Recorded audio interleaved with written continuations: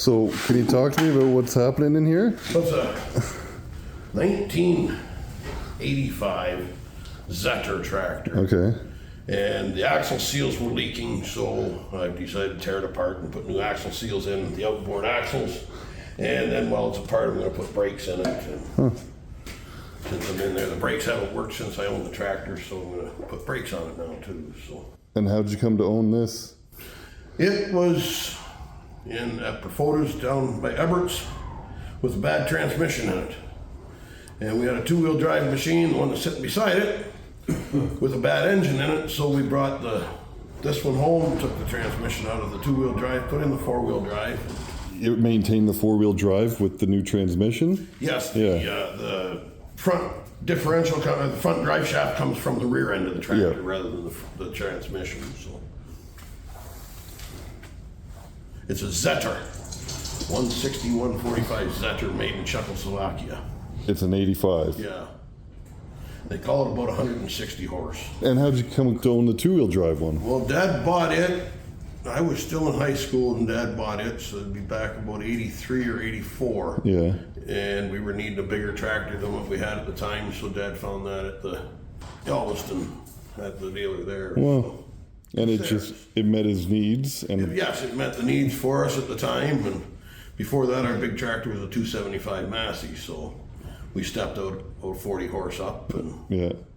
And then used it for years and years. Yes, it ended up with probably 20 years of service for us too, just about. Did it just need basic maintenance in all those years? Nothing? Yeah, just basic. Well, we had rebuilt the engine once. We had a wrist pin bearing had gone in it, so we did rebuild the engine. But then the injection pump went on it, and we were getting diesel fuel into the motor oil. And it was gonna cost a lot for an injection pump, and this tractor was sitting without a transmission, so it seemed wiser to put the money into this tractor. Right. They're all They've been pulled, no, they're not supposed to be. Not supposed to be, okay. Yeah, see, this activates, that pulls up, that's in between them, that's what puts the brakes on. Well, this one's had an awful hard life, that's what pushes against it in the rear end. It's had a hard life, so I'm getting out of that one, I hope. Yeah, you don't want to start trying to buy it. Well, they weren't really easy to get. Rotors for both sides, master cylinder, seals, we got the master cylinder, the slave cylinder, seals, reservoir for the brakes, for $800. All in stock in Milton. In stock. Yeah. I've never seen these around. They're made in Czechoslovakia. Were they somewhat common around here in the? No, they never were very common. No, they were. There were a couple dealers around that sold them, but I don't even know where there's 4 or 5 more of them. No, and you're finding parts for them. Finding parts there's a distributor in Milton that had all the parts. My disc. New old stock. Brake rotors, brand new stock sitting there. He still imports it from Czechoslovakia. And I got all he had these, and he had my seals for me for the axle seals, and he had everything. Planetaries, you've got the stub axle comes out of the rear end into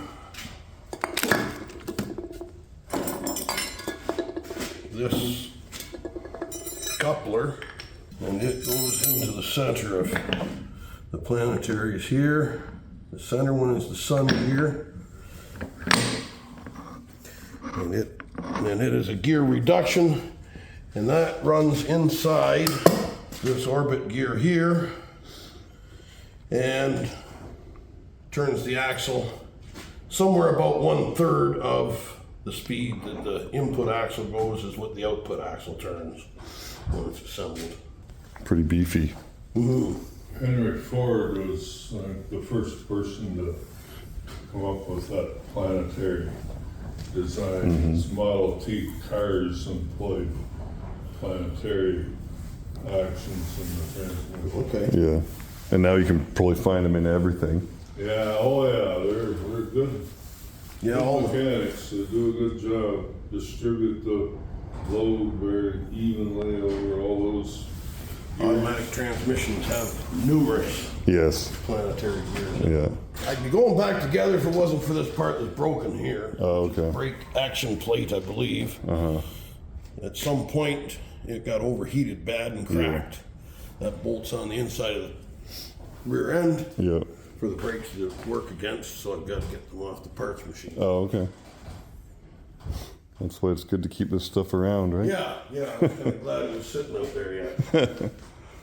And then, of course, my big problem with this is the bolt at the top, which holds the cab mount. This bolt twisted off. Only two bolts that are tight in the whole trumpet Yeah. are and it was the same on this tractor taken apart. I had to get the 1-inch air impact out and do those two. And on this one, it broke.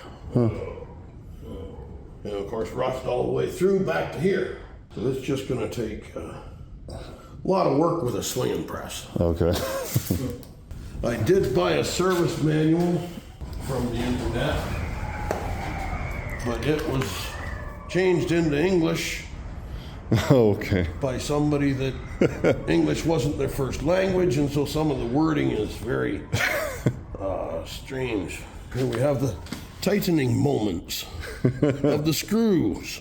M10 by 30. Just strange way that it was interpreted. Takes a bit more brain power to understand. Have you seen these things on YouTube?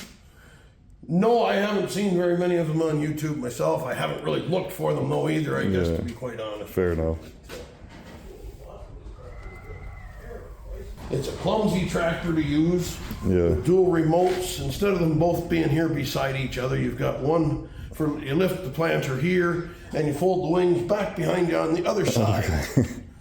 So it's kind of a little bit of a clumsy tractor that way, but. Built for an octopus. Yeah. It's been a very good tractor, yes. Yeah.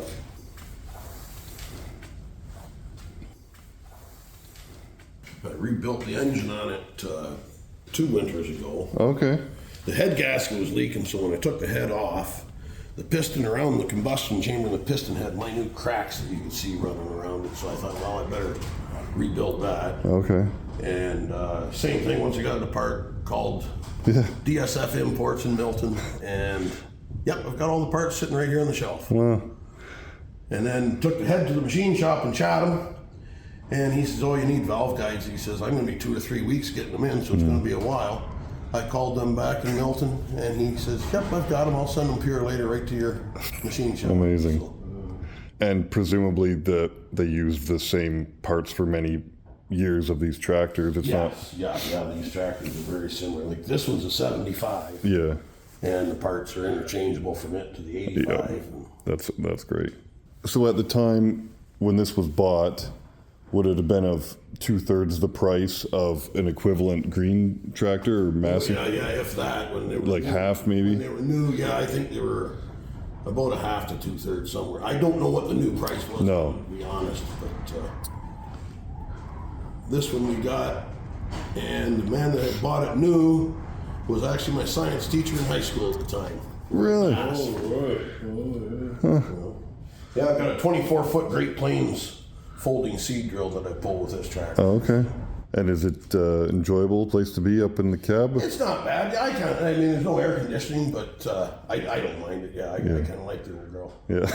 And it actually, I can turn the corner with my seed drill better with this than I can the 2470 case. It pushes the back of the tractor around. There's so much negative tongue weight that it pushes the back of the 2470, where this one I can turn around quite nicely with. We had to load the tires on it. The back tires, we had to load them after we got the seed drilled. But